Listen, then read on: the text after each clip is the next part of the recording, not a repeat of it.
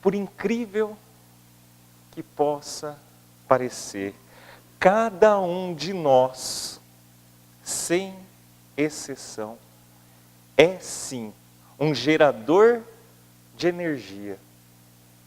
Sim, geramos energia o tempo todo.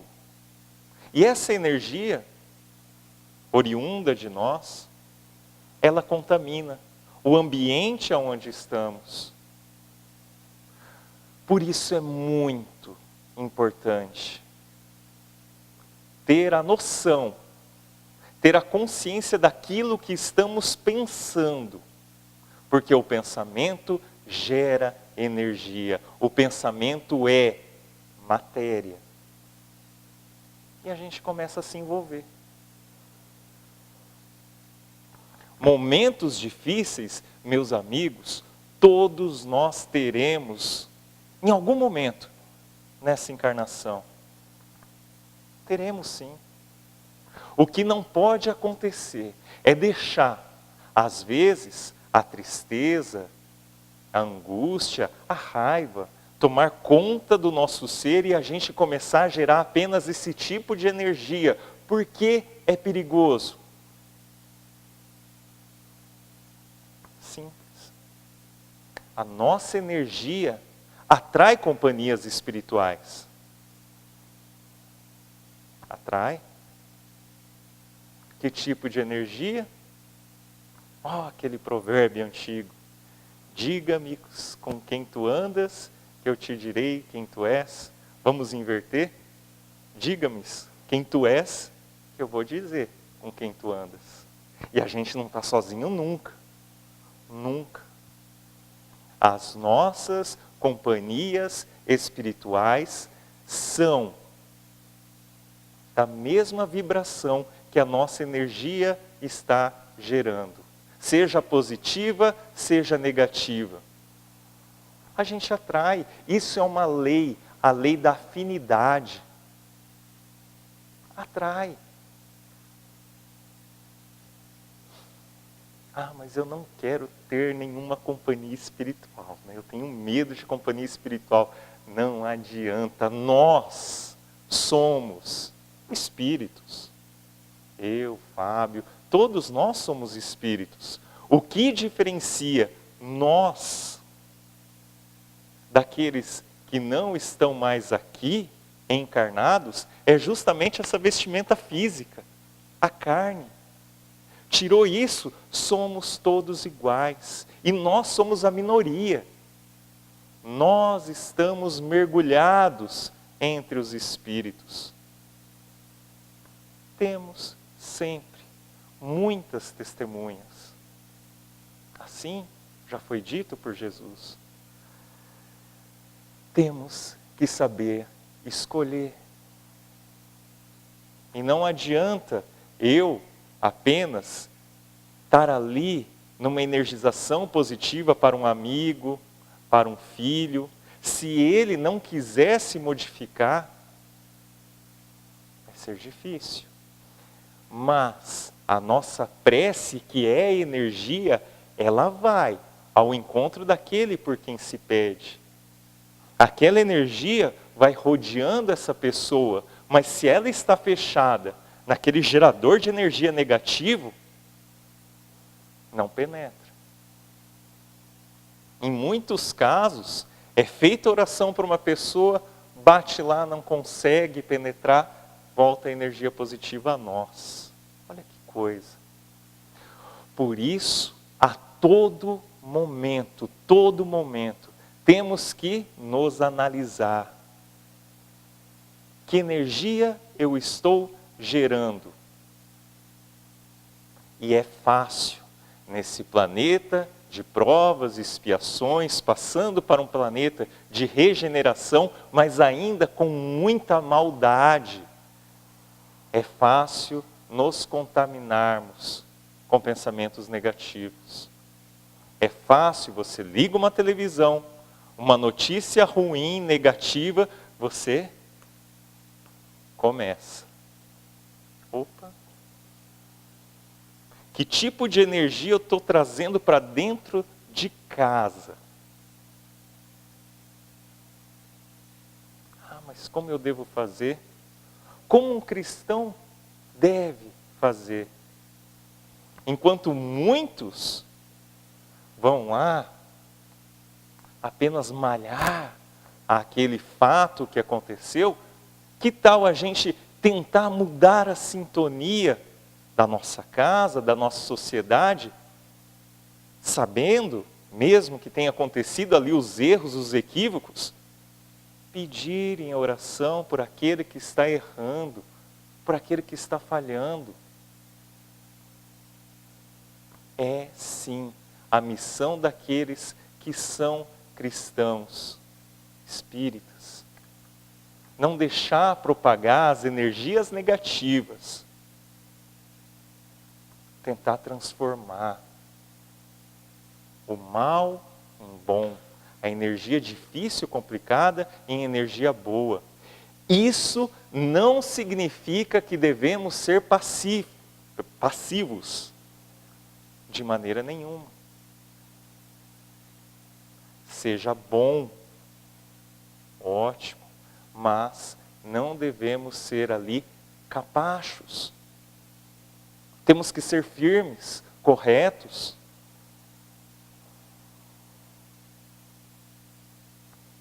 A todo momento nós estaremos acompanhados. Se em oração, em bom sentimento, o nosso protetor querido estará conosco. Tenham certeza. E uma dica importantíssima para que a gente consiga, aos poucos, ir mudando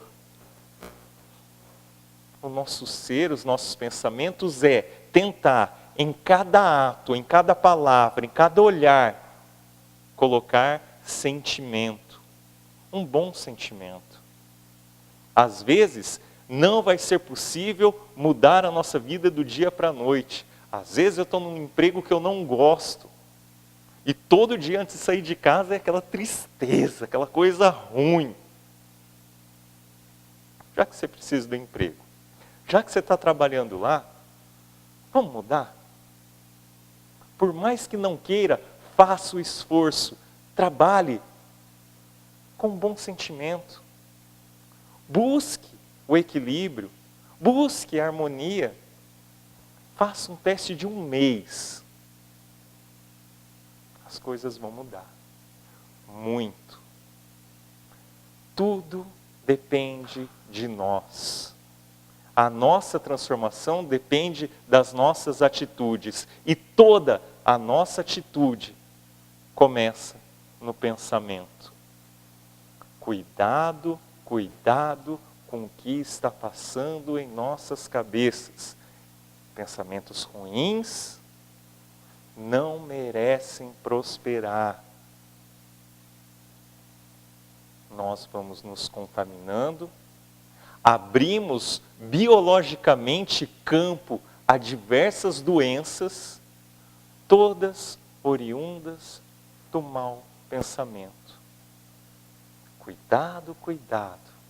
Não estamos sós, somos protegidos por um Espírito maravilhoso que é o nosso protetor, está conosco, mas Ele pede sempre que a gente possa elevar os nossos pensamentos para que Ele possa nos intuir, assoprar, para que a gente faça as escolhas, tomara, corretas em nossa vida.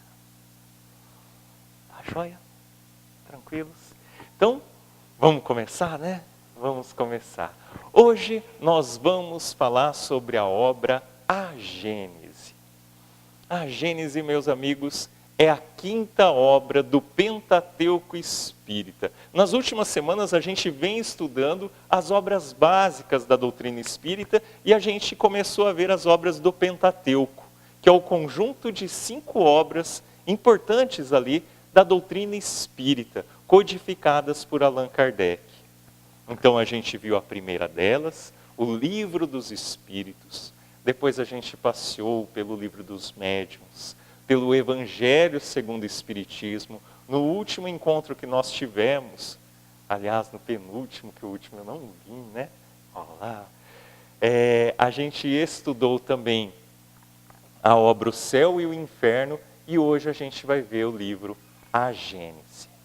Ela foi lançada no dia 6 de janeiro de 1868.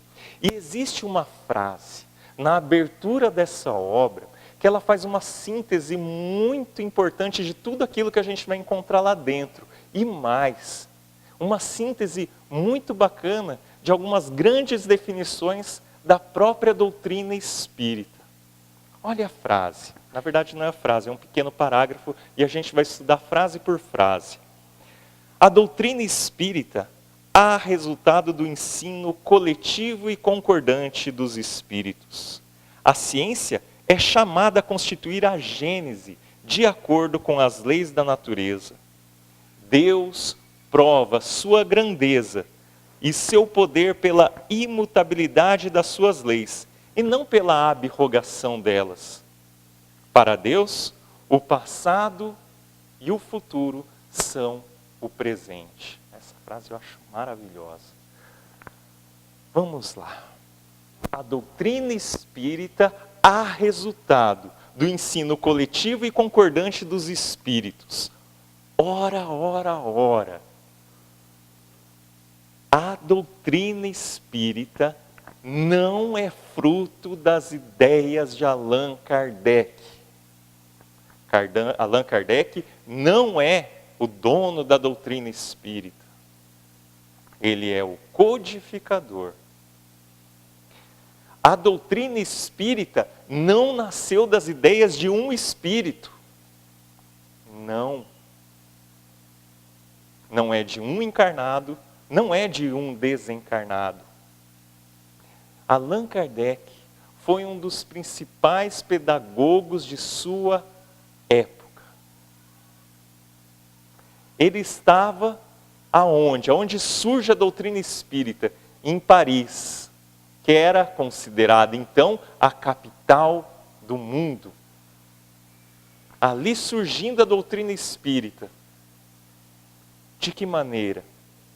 Através de algumas observações, como a gente viu em aulas anteriores, mesas girantes, comunicação de vários espíritos. Chega um determinado momento em que mais de 1000 centros espíritas sérios mandavam mensagens para Allan Kardec. E essas mensagens eram colocadas de maneira, como ele era um grande pedagogo, de maneira coordenada por temas, tópicos. São feitas perguntas, obtém-se respostas. Respostas de médiuns que não se conheciam e os ensinos concordantes dos espíritos traziam aquela mensagem homogênea. Vários médiuns, vários espíritos, em vários pontos do mundo, dando as mesmas mensagens, e estas organizadas por Kardec. Olha como é pura essa doutrina. Se fosse possível acabar hoje com todas as obras espíritas, amanhã elas seriam reescritas. Porque não é de um único espírito, não é de Kardec, mas sim do ensino de uma coletividade de espíritos dizendo as mesmas coisas. A ciência é chamada a constituir a gênese, de acordo com as leis da natureza.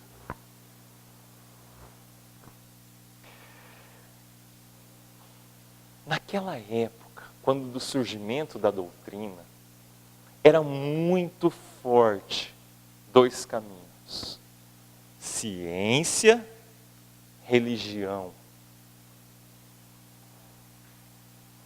Os cientistas diziam que é a ciência que consegue comprovar todas as coisas. E riam daquilo que os religiosos ensinavam. Tinham como absurda algumas colocações. Uma indo para um lado, outra indo para o outro. E de repente, surge a doutrina espírita, que une ciência e religião. Une o que parecia que nunca seria possível unir.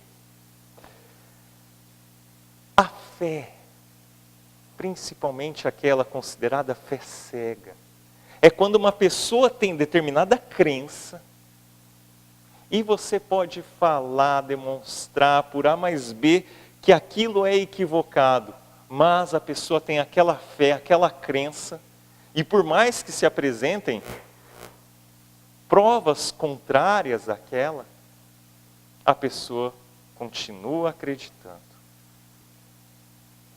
E isso é um terrível perigo, muito perigoso. É por conta dessa fé cega, ingênua, que muitos matam até hoje em nome de Deus.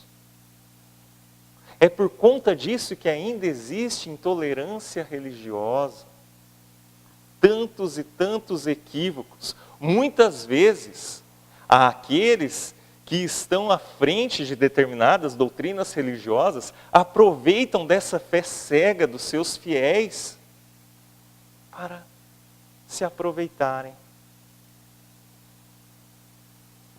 Na doutrina espírita é diferente.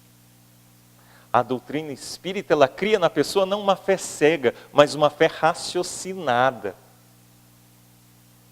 Não é heresia, não é pecado, não é proibido tentar entender Deus. Tentar entender como funcionam as coisas, pelo contrário. Na doutrina espírita, que tem sua base a ciência, se em determinado momento da vida, a gente tendo ali a fé raciocinada, acontece algo difícil, a gente tem a consciência e consegue suportar. Muitas vezes aquele que tem fé cega, acredita que vindo aqui tomando passe, água fluidificada sempre está salvo, está vindo nas palestras, olha que bacana e tal, puxa vida, né? Eu estou salvo. Aí vai e acontece algo diferente, difícil, complicado na vida, a pessoa se revolta contra Deus. Eu fiz tudo certinho, tomei 12 litros de água fluidificada num mês, passe, fui lá, e agora Deus, você faz isso comigo? Olha a revolta. Essa é uma fé cega. A fé raciocinada é diferente. E olha que exemplo interessante. Há muito tempo atrás, um grande matemático, físico, astrônomo de Pisa, na Itália, chamado Galileu, ele realizou diversos estudos e teve a convicção de que os planetas giravam em torno do Sol. Hoje é uma coisa que ninguém duvida. Pois bem, lá atrás, nessa época, a doutrina religiosa dominante dizia que o planeta Terra era centro do universo. É impossível algo não rodar em torno da Terra. A Terra não roda em torno de lugar nenhum. É o universo que roda em torno do nosso planeta. Vem cá, Galileu. Inquisição. Meu amigo, você escreveu uma obra falando que o Sol é o centro. Você vai ter que desmentir isso, senão a sua pena vai ser fogueira. Vai morrer queimado na fogueira. Aí Galileu leu uma carta negando a sua teoria para preservar a sua vida. No caminho até a sua casa, muitos acreditam que ele só fez isso e ficou livre. Não, ele teve uma prisão domiciliar, ele teve que ficar o resto da vida preso em casa. No caminho ele disse, mas que a Terra roda em torno do Sol, roda. Ciência, religião, uma de cada lado. Aí surge a doutrina espírita e fala, não, ambas, ciência e religião, provêm, emanam de Deus. Ambas vêm de Deus.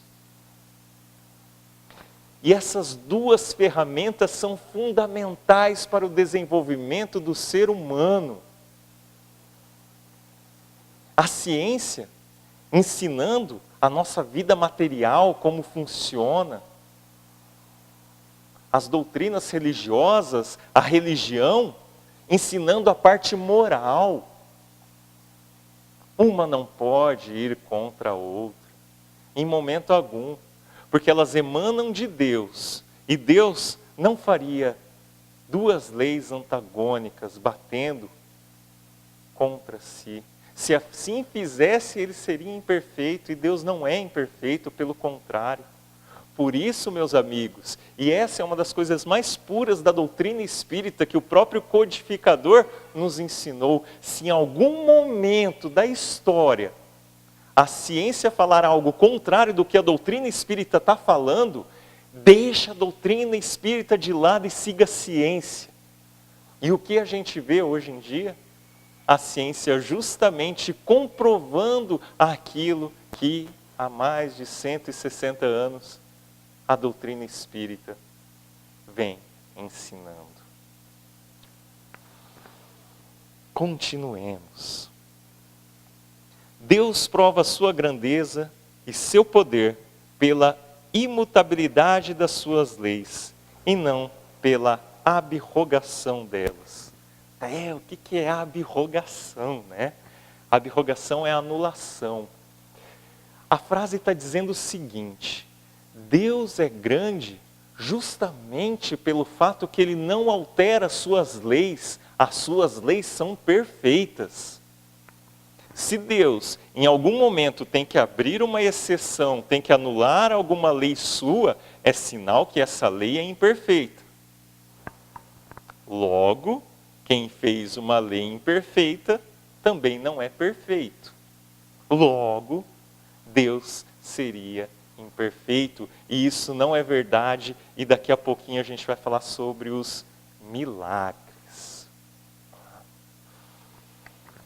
E agora uma das frases que eu acho maravilhosa, eu considero a mais linda da Gênesis. Para Deus, o passado e o futuro são o presente.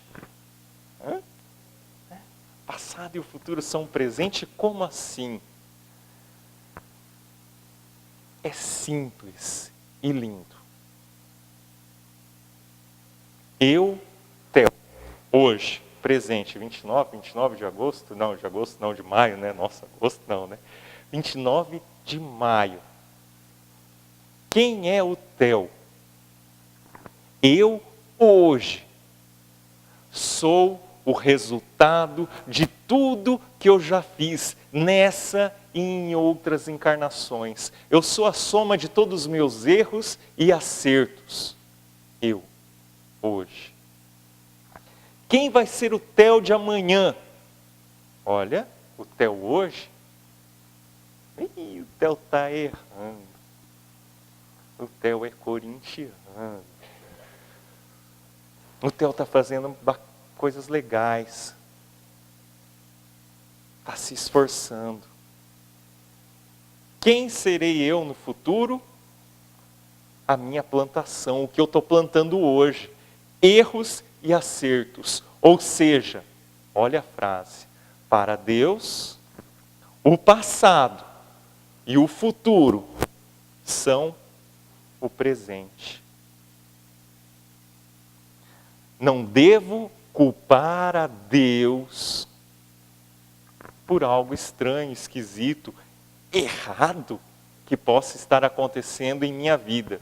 Porque não existe nada errado. E não é culpa de Deus. O que eu planto, eu colho. Eu não tenho que ser temente a Deus. Deus não castiga ninguém. Ele apenas fez leis imutáveis. Uma delas, ação e reação. Eu tenho que temer os meus próprios atos. Minha consciência vai acusar. Não adianta, no plano espiritual, colocar desculpas, máscaras. Vão cair. Temos que ser honestos conosco mesmo. E fazer o que é certo, o que tem que ser feito. Se a gente para e pensa com calma, a gente sabe o que é certo, sabe o que é errado. Tem que agir. Por quê? Amanhã eu vou ser exatamente o que eu estou plantando hoje. E o que eu estou plantando hoje? Fica a reflexão para cada um de nós fazer. Tá. Então, vamos falar agora um pouquinho da obra em si. Essa era a frase ali introdutória, o parágrafo introdutório. E essa obra, ela é constituída de 18 capítulos. E esses 18 capítulos estão divididos em 3 grandes partes. A primeira que trata justamente da Gênese, a segunda que trata da parte de milagres, e a terceira que trata da parte de predições. Nessa primeira parte, que trata da Gênese, é muito interessante que ali há toda uma explicação científica da criação, tanto espiritual como física, até planetária, como as coisas foram criadas na primeira parte da obra. Na segunda parte, a gente trata dos milagres. Dos milagres. Milagre existe. Dependendo do que o Theo falar, eu levanto e vou embora, né? Porque na minha família já aconteceu umas coisas que é milagre. Se ele falar que milagre não existe, eu só não vou sair porque educação. Não existe. Fica sentado. Não existe. Ah, desculpa, Theo, existe. Não existe. Por que não existe? O que a gente viu agora há pouco? Muitos têm o milagre como a seguinte situação. Existe uma lei e é assim que vai acontecer. Mas, por alguma razão, e olha como vai bem ao oposto do que a gente acabou de ver, por alguma razão especial que seja, Deus fala assim, opa, calma, pausa a lei. Vou salvar esse camarada. Ah, mas tem outro parecido. Esquece, o outro vai morrer. Vou salvar você. E agora eu aperto o play de novo e volta a lei. Parece injusto. É injusto. Por que beneficiar um em detrimento a tantos outros que estão na mesma situação? Estamos dando um exemplo de um milagre de cura. Ah, Theo, mas tem gente que era para morrer e ficou vivo. Olha a época de Jesus. Ah, na época de Jesus ele curou várias pessoas. Não! Ah, agora eu vou embora mesmo. Agora ele vai falar que Jesus não curou ninguém? Não! Como não? Tem lá a passagem do cego, do leproso. Não curou ninguém? Tentem puxar na memória. Quando acontecia a cura, o que Jesus falava? Eu te curei? A sua fé te curou. Tem uma passagem fantástica onde tem lá várias pessoas enfermas e os apóstolos lá tentando curar o povo e não conseguia curar ninguém. Chamem o mestre. Jesus chega. Procede curas, que a gente sabe que ele não curava, mas era através dele. E um dia a gente, na verdade, esse aprofundamento a gente faz em grupos mais específicos, que ele toma bastante tempo. Mas eu vou dar uma pincelada geral como acontece. Mas Jesus chega, através dele algumas curas acontecem, E ele vira quase que dando ali uma bronca nos seus apóstolos, mas em nós também. Homens de pouca fé, podeis fazer isso e muito mais. Sois deuses.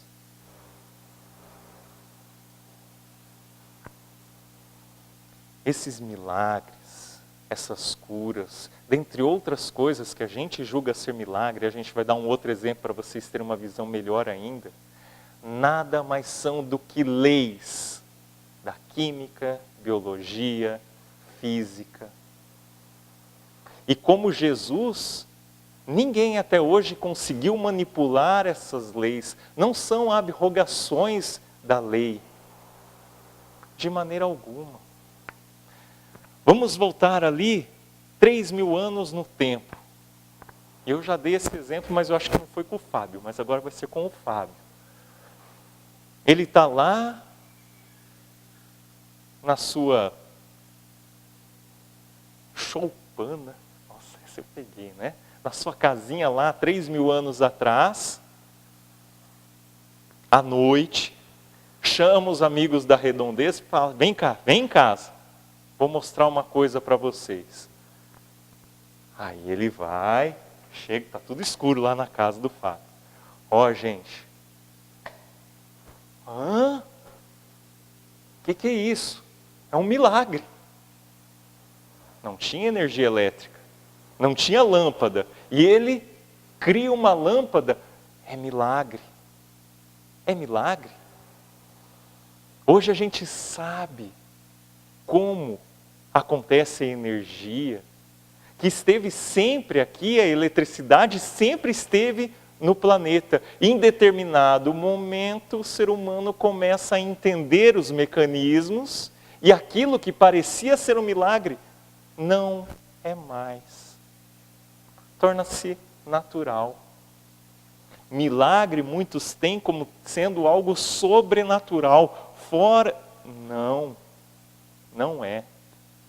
E lembrem-se, a gente falou de cura, Jesus não curou a todos. Alguns não conseguiram ser curados. Olha uma frase muito bonita de Chico Xavier, que fica para reflexão. Está no livro Dicionário da Alma. O milagre é sempre o coroamento do mérito, mas nunca uma derrogação das leis naturais que funcionam igualmente para todos. É a tua fé que te curou, é o teu mérito, é o teu esforço. Olha a energia.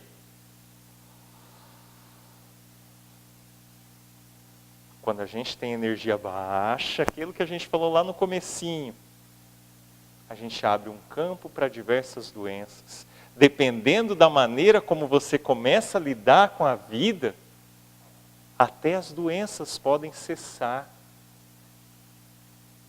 Fica a reflexão, senão a gente vai entrar muito a fundo e não é o tema. Bem, a terceira parte, as predições. O que significa as predições? Dizer alguma coisa, antecipar aquilo que vai acontecer. Como isso é possível? Algumas pessoas e até alguns espíritos antevêm aquilo que aconteceu. De que maneira isso acontece? A gente entende nessa terceira parte da Gênesis. Tem um exemplo bem bacana que também fica ali para a gente fazer uma reflexão. Aonde o futuro e o presente ficam embaralhados, mas através desse exemplo a gente consegue, é verdade. Alguns podem antever o futuro. Imaginem uma pessoa no cume de uma montanha, bem alta, lá em cima. E essa pessoa lá de cima começa a olhar para baixo. Tudo que está acontecendo. E ele percebe que um vendedor, um viajante, entra em uma trilha aos pés dessa montanha. E ele começa a ver, ele caminhar. por entre as árvores, entre as pedras. E vocês, podem ser vocês, né? Agora já não é uma pessoa, vocês estão lá em cima. E olha ali um pouquinho mais na frente, na mesma trilha, 2 ladrões armando uma arapuca. Ele vai ser assaltado, ele vai ser roubado. Para aquele que está em cima da montanha, aquilo é o presente. Aliás, aquilo é o futuro. Vai acontecer, eu sei que vai acontecer. Agora, para o viajante, o vendedor que está lá levando as suas coisas, ele não sabe o que vai acontecer. E assim acontece em muitos casos. A espiritualidade, principalmente de luz, ela tem uma consciência muito maior do que a nossa. E sabe os resultados dos nossos atos. Sabe de antemão qual caminho está sendo seguido. Em alguns casos, como é dito também ali, quem tiver a curiosidade depois veja, leia. Em muitos casos nós podemos, até em plano espiritual, antever determinadas situações que vão acontecer conosco para que possamos nos preparar. Também dá para fazer uma aula só sobre isso, e não é objetivo, é só aguçá-los para a leitura da obra. Fantástica. E por falar em predição, que tem um outro negocinho que eu tinha que falar aqui. Tem um texto maravilhoso sobre uranografia, que é, na verdade, um estudo realizado, é uma análise do espaço. É o espírito, justamente de Galileu Galilei, pela mediunidade de Camille Flammarion, que também foi um astrônomo fantástico, muito reconhecido pela sociedade acadêmica, né? E ali ele conta diversas coisas sobre o espaço ser infinito, enfim, a criação de determinadas coisas, e até da evolução.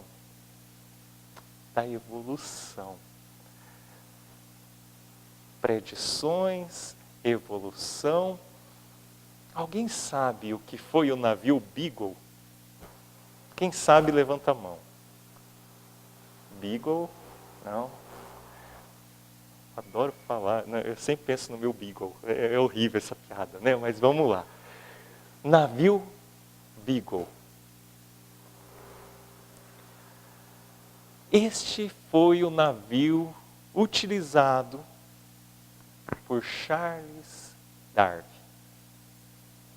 que durante 5 anos rodou o mundo, investigando a vida, flora, fauna, a vida animal, biológica, enfim, como um todo. Inclusive passou pelo Brasil também. Poucos sabem, mas passou pelo Brasil. Mas o grande pulo do gato aconteceu quando ele visitou Galápagos, no Equador. Um conjunto de 58 ilhas. Ali ele teve um estalo. O que aconteceu lá?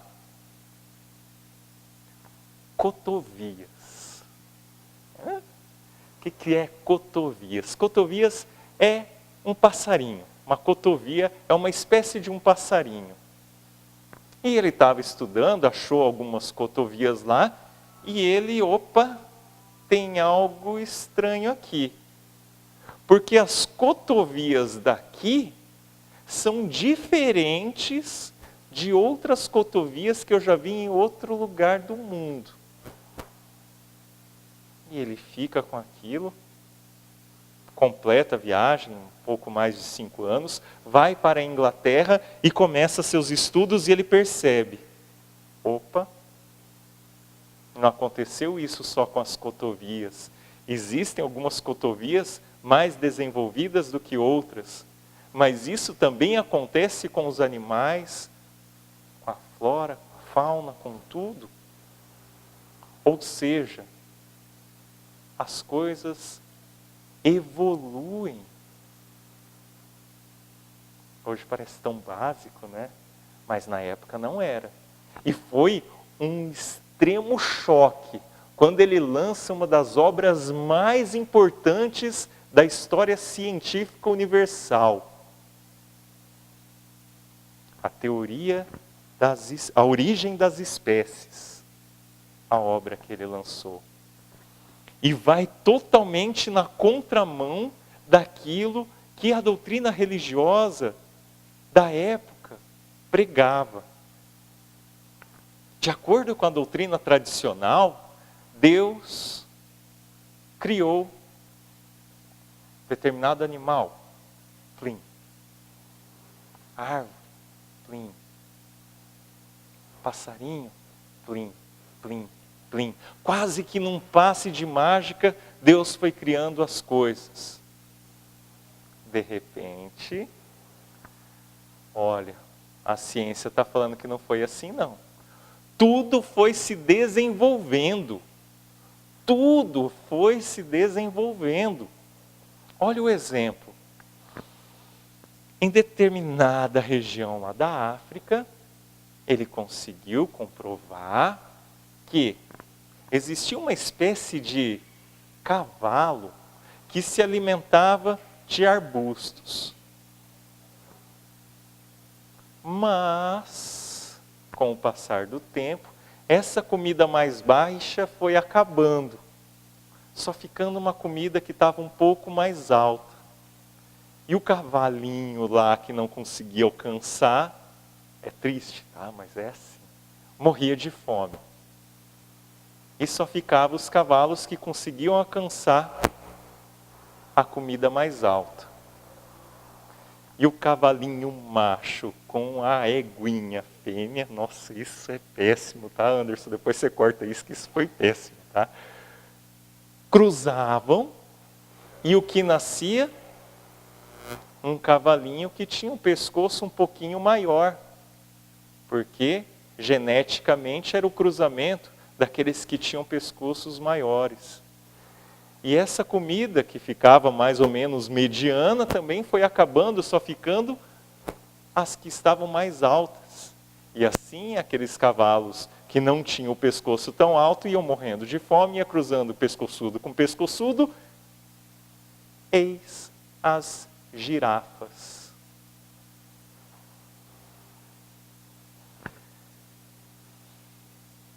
Quem lê com calma a obra, o livro dos Espíritos, vai ver justamente a lei, a teoria da evolução de Charles Darwin. Está ali. Tanto do aspecto físico como espiritual, com um detalhe. Foi lançado 2 anos antes da obra de Darwin. Ó a predição. E percebam outra coisa. Deus não é menos maravilhoso por não ter plim, plim, com sua varinha mágica criado as coisas do jeito que conhecemos hoje. Pelo contrário, Deus ainda é mais maravilhoso. Se a gente analisa que tudo foi se desenvolvendo e a medida certa é eclodindo, surgindo, evolução, conquista, olha que maravilhoso isso. E nós estamos embebidos, envolvidos, até hoje e por todo sempre, na teoria da evolução. É uma lei divina, que desde todo sempre foi assim, nunca será modificada, e será eternamente assim. E a doutrina espírita consegue explicar isso. Ela vai, como a gente acabou de ver, ao encontro da ciência. Juntas. Que fé forte.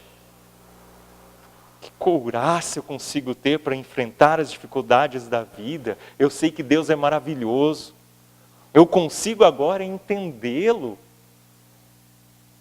Eu consigo viver mais leve, mais feliz. Porque eu sei se algo acontece comigo não é por acaso. Eu sei que se eu tacar uma pedra para cima, ela vai cair na minha cabeça. Eu sei que eu estou evoluindo. Leiam o Evangelho. Pratiquem o Evangelho. O amor. Custe o que custar. Aplique o sentimento em cada palavra, em cada gesto. O carinho. Não espere perder, às vezes, momentaneamente, através do desencarne, uma pessoa querida, para chegar nela e demonstrar o seu sentimento. Não espere um inimigo desencarnar para você se sentir aparentemente mais leve. Não. Procure em cada vírgula, em cada ranhura, arrumar o que está errado e impulsionar aquilo que é certo. Aproveitem, façam dessa encarnação a mais importante, a mais proveitosa possível. Esse encontro que estamos tendo com a doutrina espírita, meus amigos, é fantástico. Temos que aproveitar. Não é por acaso que estamos aqui hoje reunidos. Tudo o que eu disse é amor, é a lei de Deus, é carinho, é razão, é ciência. Vamos.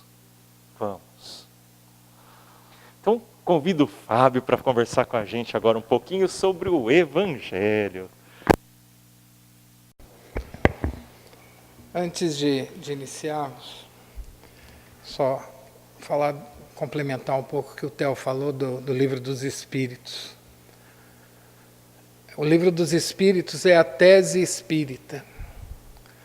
Para nós construirmos o entendimento sobre a doutrina, é necessário que nós estudemos essa obra. O Espiritismo, em sua essência, está todo nesta obra. Ele vai ter desdobramentos, e esses desdobramentos vão gerando as outras obras que o Theo nos apresentou durante essas semanas. Então é importantíssimo que consigamos entender isso e façamos o estudo desta obra sempre, para que possamos alcançar o objetivo, que é conhecer a doutrina. E a doutrina, ela é composta destas 5 obras e algumas complementares. Então, algumas coisas que se dizem espíritas, não é espírita porque não fazem parte deste contexto. Então, é importante nós sabermos disso para não cairmos em equívocos, né? Hoje, antes de iniciar o Evangelho, a reflexão, eu trouxe uma poesia de Casimiro Cunha, psicografada por Francisco Cândido Xavier, que está no livro Parnaso de Além-Túmulo, intitulada Espiritismo. O Espiritismo é uma luz gloriosa, divina e forte, que clareia toda a vida e ilumina além da morte. É uma fonte generosa de compreensão compassiva, derramando a toda parte o conforto da água viva. É o templo da caridade em que a virtude oficia e onde a bênção da bondade é flor de eterna alegria. É árvore verde e farta nos caminhos da esperança, toda aberta em flor e fruto de verdade e bonança. É claridade bendita do bem que aniquila o mal, o chamamento sublime da vida espiritual. Se buscas o Espiritismo, norteia-te em sua luz. O Espiritismo é uma escola e o mestre amado é Jesus. Para iniciarmos então com uma vibração melhor, nós trouxemos esta poesia. Hoje nós iremos refletir sobre o capítulo 7 do Evangelho segundo o Espiritismo, Bem-aventurados os pobres de espírito, que tem, como é sabido por nós, a partir de uma mensagem do Evangelho do Cristo, as informações, as reflexões de Kardec e da espiritualidade amiga que ele traz como instruções dos Espíritos. Então, o texto que ele nos traz está em Mateus, capítulo 5, versículo 3. Bem-aventurados os pobres de espírito, porque é deles o reino dos céus. Bem-aventurados, talvez todos nós já saibamos o que é, mas nunca é demais nós falarmos. Bem-aventurados é felizes. Então Jesus diz que somos felizes todos aqueles que somos pobres de espírito. Pobre de espírito, vulgarmente, nós compreendemos como baldo de inteligência, alguém que não tenha inteligência. Mas esta expressão idiomática da época de Jesus tem uma outra explicação. Na época de Jesus existiam duas línguas, uma litúrgica e uma que o povo falava. A litúrgica era o hebraico e a do povo o aramaico. Esta expressão idiomática foi retirada porque Jesus vivia com o povo da expressão do aramaico. Então, o que quer dizer pobre de espíritos no vocabulário aramaico? Quer dizer simples, humilde. Allan Kardec, no seu relato aqui, a partir desta frase, ele vai nos dizer que os homens de saber, aqueles que detêm inteligência no mundo, se acham em tão alto posto que não têm tempo para estudar a espiritualidade. Ele vai nos dizer que todos aqueles que pensam ter a inteligência suprema acham-se tal qual igual a Deus. Que a superioridade que eles têm para com os seus pares no mundo é equivalente à de um Deus. Então eles não creem em Deus. Nós podemos até verificar isso atualmente, adstritamente, a alguns filósofos brasileiros. Eu estava passando por uma reportagem e o Leandro Carnal falava sobre a fé. E ele tem uma postura exatamente como Kardec nos descreve. Do seu conhecimento de professor e de filósofo, ele ainda se intitula conhecedor de alguns princípios religiosos, mas ele diz assim: eu até acho bonito aqueles que têm fé, porque aqueles que têm fé têm uma ilusão. Nós sabemos que não é isso, isto é orgulho. E Kardec vai nos dizer que o mundo que Jesus nos promete aos pobres de espíritos, o reino dos céus, não é para os orgulhosos, é para os humildes. O orgulho que muitas vezes nos cega, nos afasta de Deus. Então, pobres de espírito somos todos aqueles que já temos alguma compreensão da lei de Deus, que buscamos, através desta lei de Deus, entender o que nos ocorre nas nossas reencarnações. Então, traz também Kardec que, para podermos alcançar esta humildade e praticarmos caridade, é necessário que tenhamos o entendimento que existe um Deus. Não dá para fazermos caridade sem humildade. Nós podemos tentar sermos humildes, alegando que somos humildes perante o nosso próximo, materialmente falando. Se eu possuo alguma condição melhor, eu me humildo para aquele que não tem tal posição comigo. Entretanto, ele não fala desta humildade de seres materiais. Ele fala da humildade de reconhecimento da lei de Deus, deste Pai Criador. Quanto mais nós nos humilhamos para Deus, mais nós nos aproximamos de Deus. Jesus exatamente vai nos dizer isso, que nós devemos a cada dia em nossas vidas compreender a nossa limitação enquanto seres encarnados. Que este reino dos céus que ele diz que nos aguarda é o reino de ventura daquele ser que durante variadas encarnações ou reencarnações buscou evoluir. Allan Kardec faz uma figura de linguagem neste capítulo, ele diz assim: Deus não vai receber aquele que foi humilde da mesma maneira que receberá aquele que foi orgulhoso. É uma figura de linguagem porque Deus não vai nos receber. Nós construiremos o nosso caminhar para a vida espiritual. Então nós chegaremos no plano espiritual e se transitamos de uma forma a compreender a lei de Deus e a praticá-la, quando nós chegarmos no plano espiritual, nós teremos um pouco mais de tranquilidade. Certamente teremos os nossos pesares, teremos as nossas dores, mas muito diferente daquele outro que orgulhosamente se afastou de Deus. Aquele que se afastou de Deus, quando ingressar no plano espiritual, não compreenderá o que ocorre. Ele terá uma perturbação muito maior do que a nossa, que estamos tentando caminhar para o reino de Deus. Então é importante o estudo por isso, não para que sejamos doutores em Espiritismo, não existem doutores em Espiritismo. O Espiritismo não dá cadeira. O Espiritismo é o caminho que nós temos para evoluir. É o caminho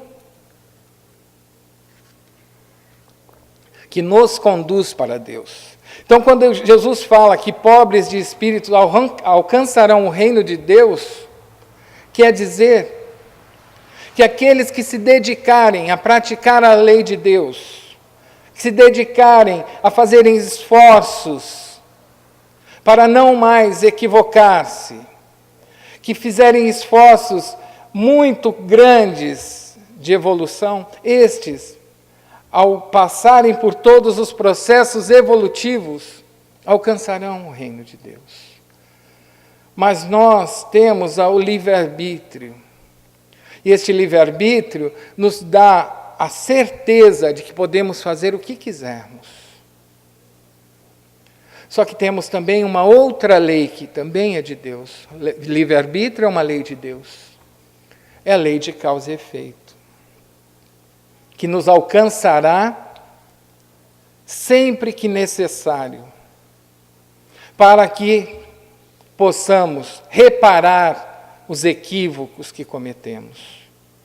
Então não haverá injustiça, como o Theo disse. É necessário, então, que estudemos, é necessário que aprendamos Espiritismo, mas muito mais necessário é que nós pratiquemos o que aprendemos.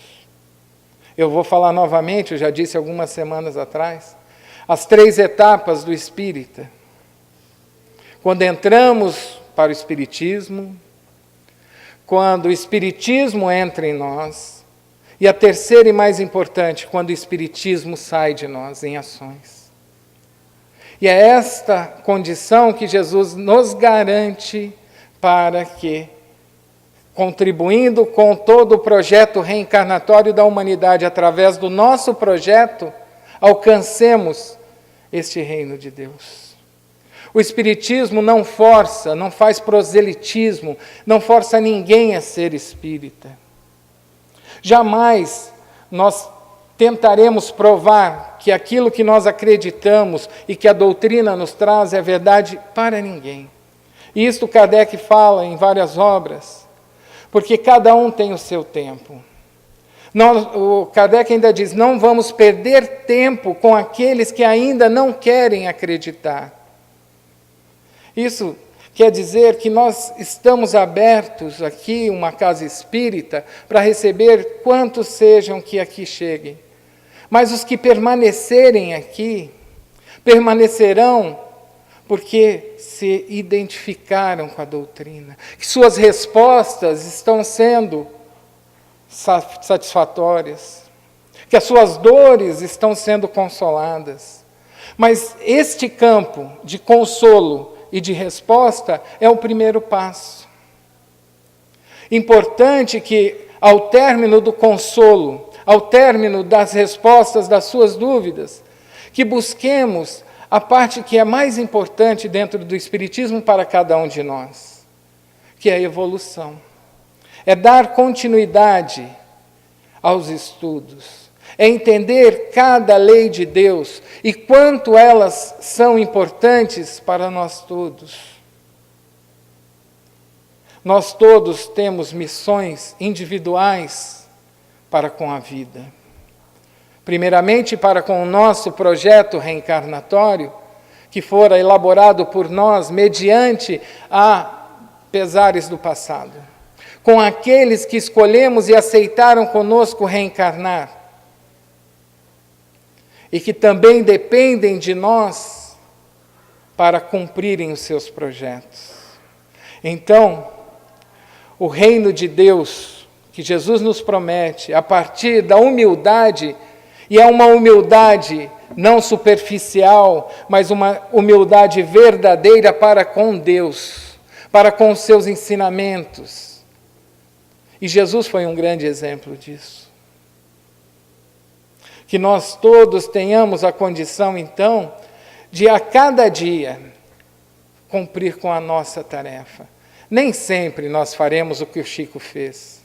Ou acho que quase ninguém de nós, habitantes da Terra, conseguirá fazer o que ele fez. Mas exige-se que faça o melhor que nós pudermos. O melhor que eu posso não é o melhor que o Chico fez, com certeza. Mas é o melhor que o Fábio pode fazer.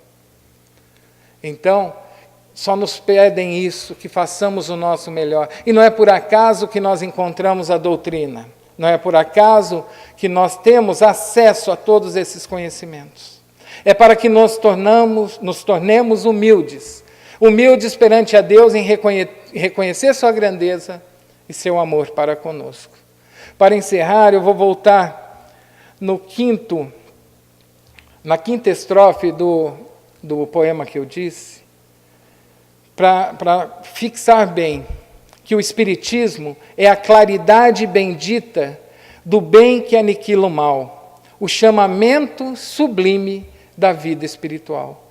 Essa vida que nós vivemos, do berço ao túmulo, é apenas um instante na eternidade de nossas vidas. É o chamamento para aprendermos cada vez mais e cada vez mais deixarmos o homem velho para trás, construindo o homem novo.